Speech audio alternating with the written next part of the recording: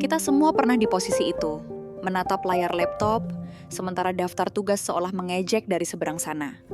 Kamu tahu apa yang harus dikerjakan, kamu tahu itu penting, tapi rasanya nggak ada satu sel pun di tubuhmu yang mau gerak. Pikiranmu kosong, badan terasa berat, dan motivasi rasanya seperti barang langka yang mustahil ditemukan. Kamu mulai menyalahkan diri sendiri. Kenapa sih aku malas banget hari ini? Kamu coba cari inspirasi, nonton video motivasi, baca kutipan penyemangat, berharap ada percikan api yang bisa menyalakan semangat.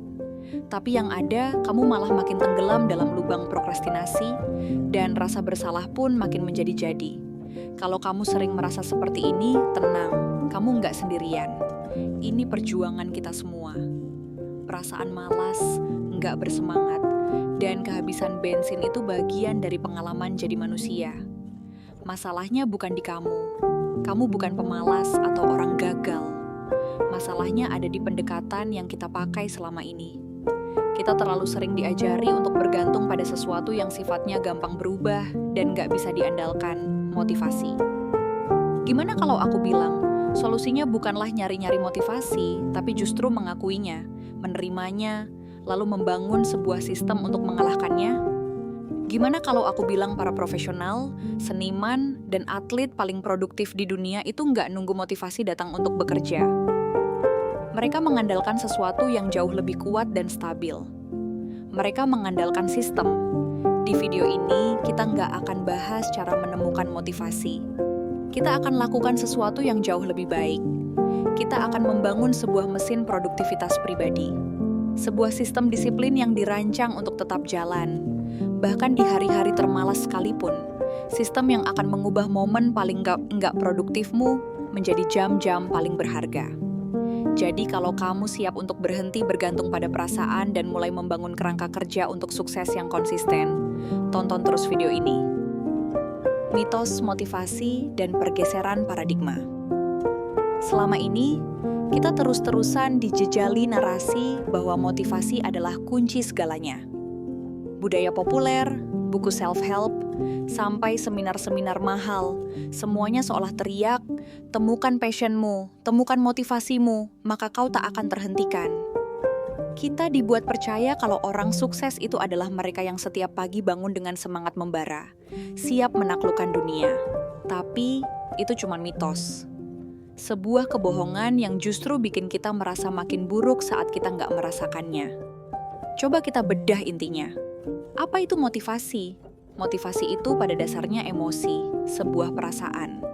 Sama seperti rasa senang, sedih, atau marah. Dan seperti semua emosi, motivasi itu sangat nggak stabil. Hari ini kamu mungkin semangat 45 setelah nonton film inspiratif, tapi besok, setelah kurang tidur atau baca berita buruk, motivasi itu bisa lenyap tanpa jejak. Bergantung pada motivasi untuk jadi produktif, itu sama seperti mencoba membangun rumah di atas pasir hisap. Fondasinya goyang. Bayangkan motivasi itu seperti gula. Saat kamu makan yang manis-manis, kamu dapat lonjakan energi yang cepat. Kamu merasa bersemangat dan kuat. Tapi apa yang terjadi setelahnya? Crash. Energimu anjlok, dan kamu merasa lebih lelah dari sebelumnya. Itulah motivasi. Dia cuma kasih dorongan sesaat, tapi nggak akan pernah bisa menopangmu dalam jangka panjang. Sebaliknya, sistem adalah diet yang seimbang. Mungkin nggak terasa meledak-ledak, tapi ia memberikan energi yang stabil dan berkelanjutan setiap hari. Para profesional sejati paham soal ini. Seorang novelis nggak menunggu inspirasi untuk menulis.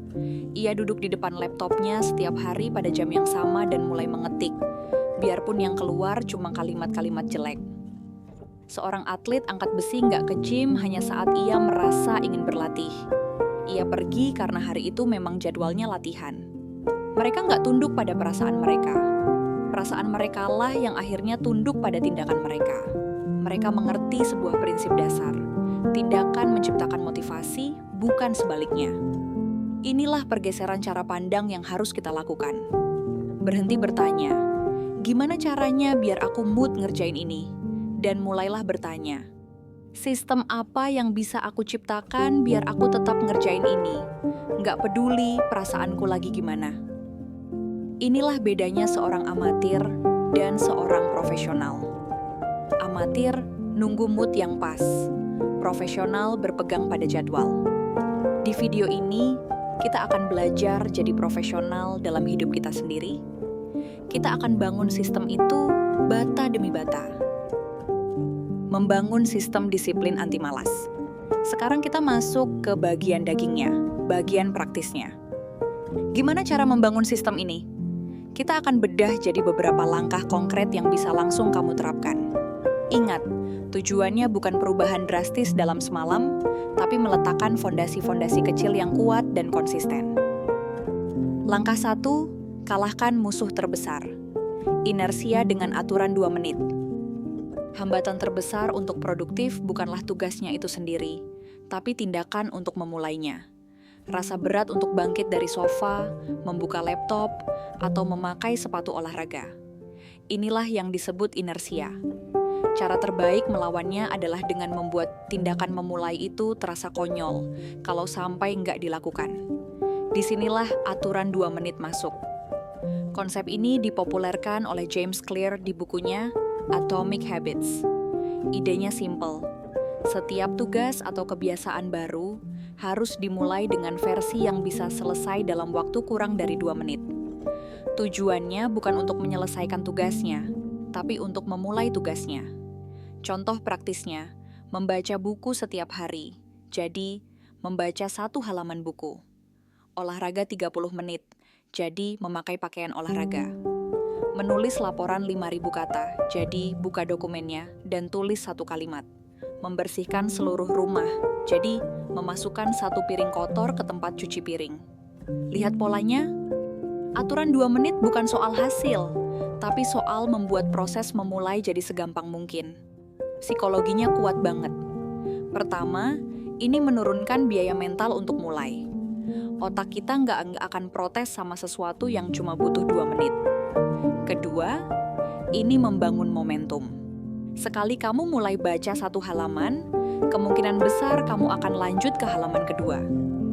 Sekali kamu sudah pakai sepatu olahraga, rasanya aneh kan kalau nggak jalan-jalan sebentar. Inilah yang saya lakukan. Ada hari di mana saya sama sekali nggak ingin menulis naskah. Rasanya otak beku. Daripada memaksa diri, saya cuma bilang, "Oke, buka aja filenya dan tulis judulnya."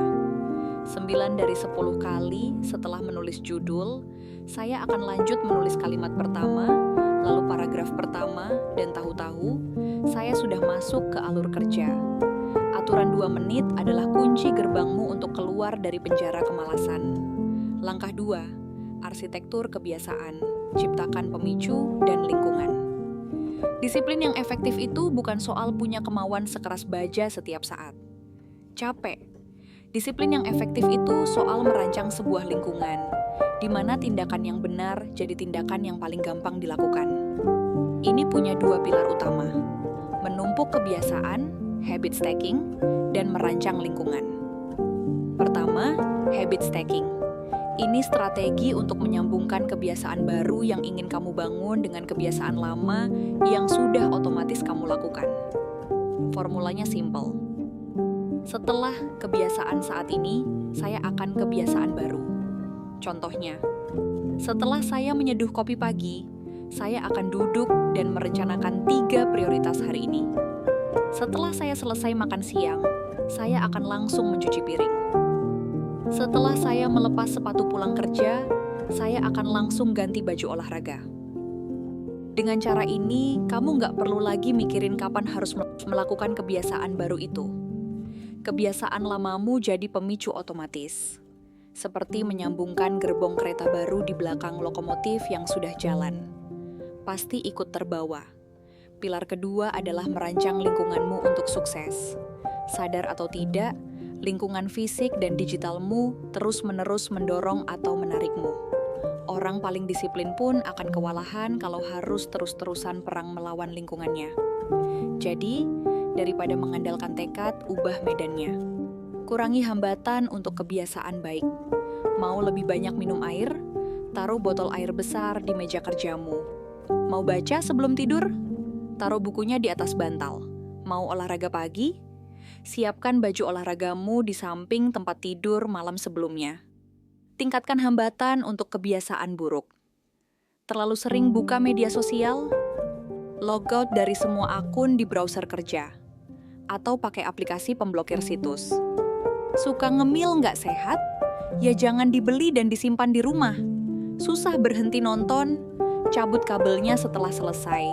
Atau simpan remote-nya di laci yang susah dijangkau. Dulu, saya punya masalah besar dengan ponsel. Setiap ada notifikasi, fokus saya pecah. Saya coba melawannya dengan tekad dan selalu gagal. Akhirnya, saya menyerah melawan dan mulai mengubah lingkungan. Sekarang, setiap kali harus fokus kerja, saya aktifkan mode jangan ganggu dan menaruh ponsel di ruangan lain. Gangguan itu hilang bukan karena kemauan saya kuat, tapi karena gangguannya secara fisik nggak ada di dekat saya. Jangan melawan godaan, hilangkan godaannya.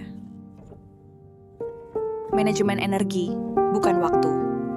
Kita sering terobsesi dengan manajemen waktu.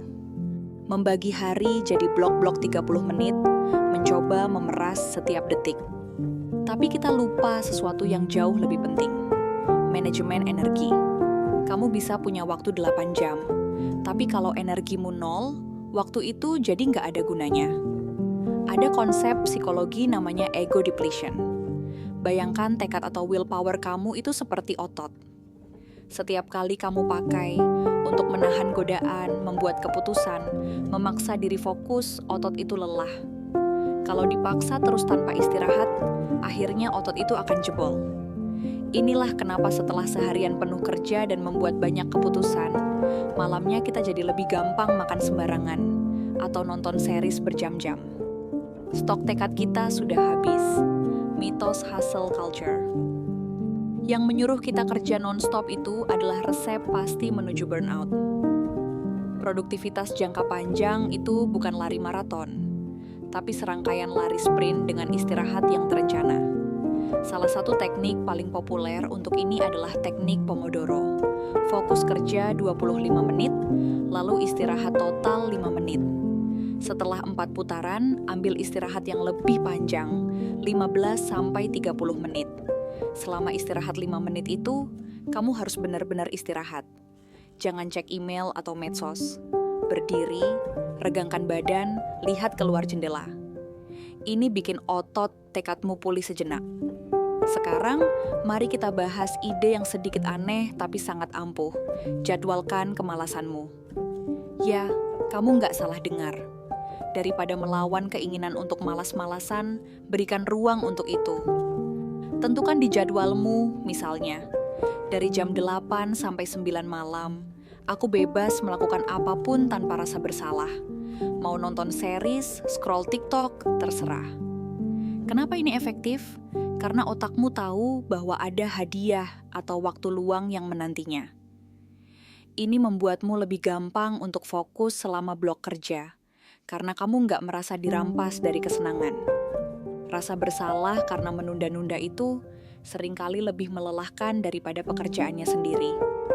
Dengan menjadwalkan waktu malas, kamu menghilangkan rasa bersalah itu dan mengubah istirahat jadi alat pemulihan yang strategis. Langkah 4, sistem pendukung. Akuntabilitas dan target realistis. Manusia itu makhluk sosial. Kita peduli dengan apa yang orang lain pikirkan tentang kita.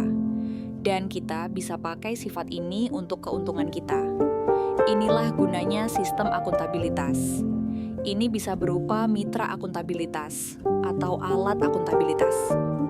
Mitra akuntabilitas itu seseorang, bisa teman, rekan kerja, atau mentor, yang setuju untuk saling ngecek kemajuan.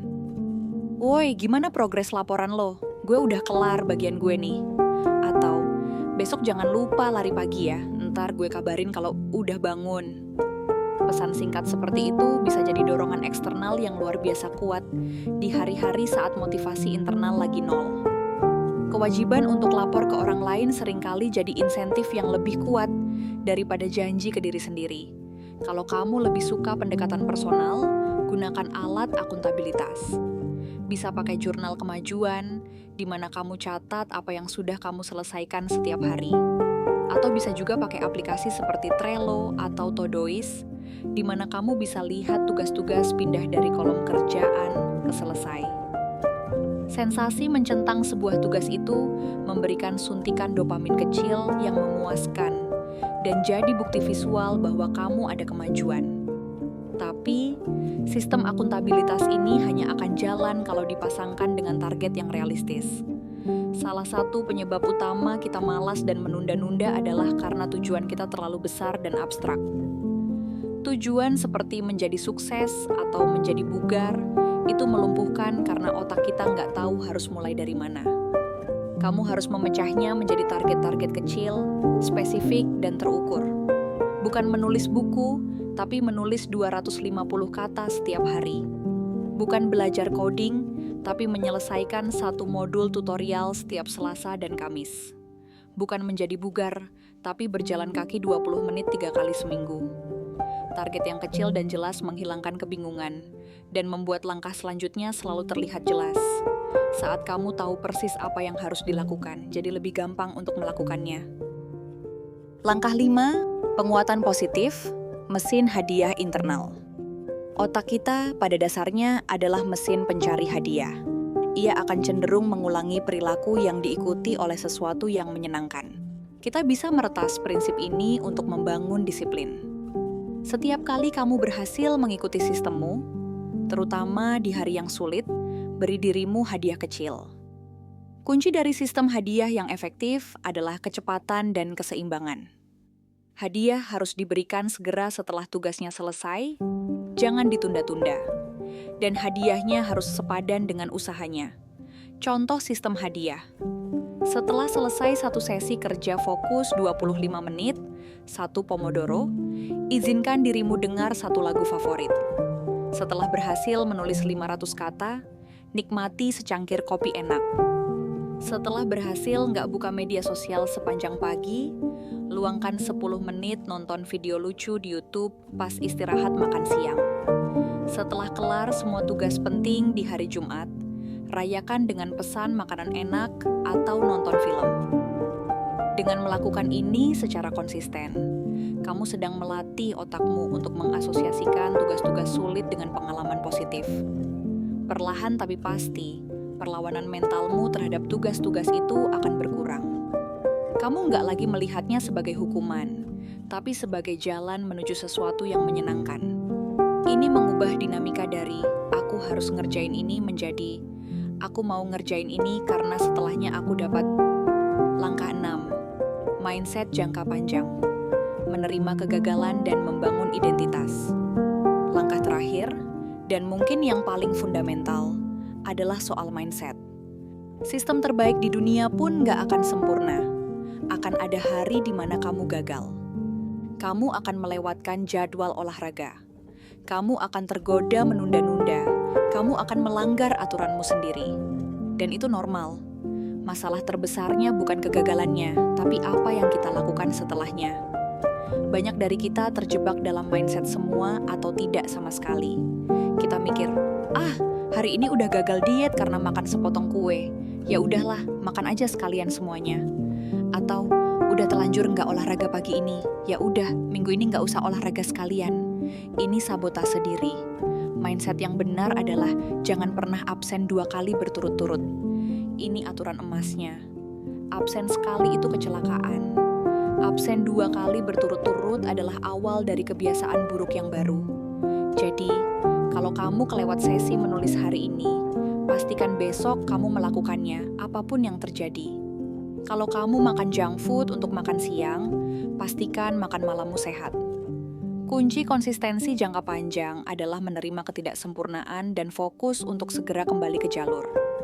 Lebih dalam lagi, tujuan utama dari membangun sistem ini bukan cuma soal menyelesaikan tugas. Ini tentang membentuk identitas baru. Tujuanmu bukanlah membaca buku, tapi menjadi seorang pembaca. Tujuanmu bukanlah berlari, tapi menjadi seorang pelari. Setiap kali kamu melakukan sebuah tindakan, kamu sedang memberikan suara untuk tipe orang seperti apa dirimu di masa depan. Setiap kali kamu memilih pakai sepatu olahraga daripada rebahan, Kamu memberi suara untuk saya orang yang aktif. Setiap kali kamu membuka buku, daripada ponsel, kamu memberi suara untuk saya seorang pembelajar. Saat kamu melakukannya berulang kali, buktinya akan terkumpul, dan kamu akan mulai benar-benar percaya pada identitas baru itu. Dan begitu kamu percaya bahwa saya adalah orang yang disiplin, maka bertindak disiplin jadi hal yang wajar. Kamu melakukannya bukan karena terpaksa, tapi karena itulah dirimu. Rekapitulasi dan gambaran besar. Oke, mari kita rangkum sistem yang sudah kita bangun. Ini bukan sihir atau motivasi sesaat. Ini adalah pendekatan rekayasa perilaku yang logis dan sistematis. Pertama, lupakan motivasi. Sadari itu sumber energi yang enggak bisa diandalkan. Fokus pada tindakan, bukan perasaan. Kedua, kita mulai dengan aturan 2 menit. Buat setiap tugas jadi super gampang untuk dimulai, karena memulai adalah perang terberatnya. Ketiga, kita jadi arsitek untuk perilaku kita. Kita pakai habit stacking untuk mengaitkan kebiasaan baru ke rutinitas lama. Dan kita rancang lingkungan agar kebiasaan baik jadi mudah dan kebiasaan buruk jadi sulit. Keempat, kita kelola energi, bukan cuma waktu. Kita sadar akan ego depletion dan pentingnya istirahat strategis, bahkan dengan berani menjadwalkan kemalasan. Kelima, kita bangun sistem pendukung, baik lewat mitra akuntabilitas untuk dorongan dari luar, maupun dengan menetapkan target yang kecil dan realistis untuk kejelasan dari dalam. Keenam, kita meretas sistem penghargaan otak kita dengan memberikan hadiah kecil yang instan setelah menyelesaikan tugas sulit. Dan terakhir, kita adopsi mindset jangka panjang. Kita terima kegagalan sebagai bagian dari proses dengan aturan, jangan pernah absen 2 kali, dan kita fokus membentuk identitas sebagai tujuan akhir. Ketika semua elemen ini digabungkan, kamu nggak lagi punya sekumpulan tips acak. Kamu punya sebuah sistem yang saling menguatkan. Sebuah mesin yang sekali dirakit, bisa jalan sendiri dengan sedikit dorongan. Kamu bukan lagi korban dari perasaan malasmu. Sebaliknya, kamu punya protokol yang jelas tentang apa yang harus dilakukan saat rasa malas itu datang. Kamu nggak perlu mikir, kamu hanya perlu eksekusi langkah pertama yang paling kecil. Inilah kebebasan sejati dari tirani motivasi. Kesimpulan dan call to action. Kita sudah bahas banyak hal hari ini, dari membongkar mitos motivasi sampai membangun sistem disiplin yang praktis. Ingat, perjalanan ini bukan tentang menjadi manusia super yang nggak pernah malas. Justru sebaliknya, ini tentang menjadi manusia biasa yang cukup cerdas untuk tidak bergantung pada perasaan, melainkan membangun kerangka kerja yang kokoh untuk menopang diri di hari-hari terberat sekalipun. Sistem ini bukan untuk menyiksa diri, tapi untuk membebaskan diri. Bebas dari rasa bersalah, penundaan, dan siklus motivasi yang naik turun. Sekarang, aku punya satu pertanyaan untukmu. Dari semua langkah yang sudah kita bahas, aturan 2 menit, merancang lingkungan, sistem hadiah. Mana satu langkah yang akan kamu coba terapkan pertama kali besok? Bukan minggu depan, tapi besok. Pilih satu saja yang terasa paling gampang dan paling kamu butuhkan saat ini. Tulis jawabanmu di kolom komentar di bawah. Serius, menuliskannya adalah bentuk komitmen pertamamu. Aku akan baca setiap komentar karena aku benar-benar ingin tahu bagaimana kamu akan memulai perjalanan ini.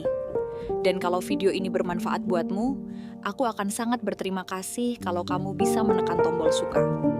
Itu sinyal buatku bahwa konten seperti ini berguna, dan aku harus membuatnya lebih banyak lagi. Terakhir, kalau kamu mau terus belajar cara-cara berbasis sains untuk meningkatkan produktivitas dan kualitas hidup, jangan lupa untuk berlangganan dan nyalakan loncengnya. Dengan begitu, kita bisa terus belajar dan bertumbuh bersama. Terima kasih sudah meluangkan waktumu. Berhentilah menunggu motivasi. Mulailah membangun sistemmu hari ini.